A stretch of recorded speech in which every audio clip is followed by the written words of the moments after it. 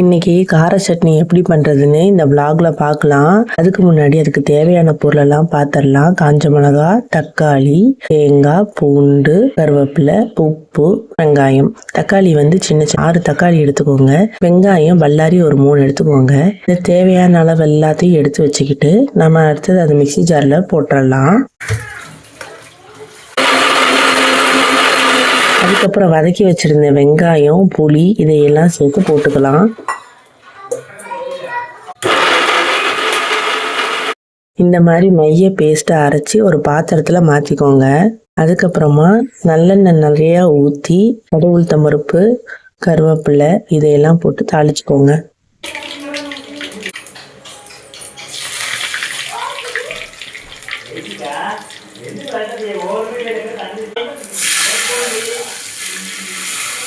இப்படி கார சட்னி பண்ணி பாருங்கள். எத்தனை இட்லி தோசை வச்சாலும் பத்தவே பத்தாது.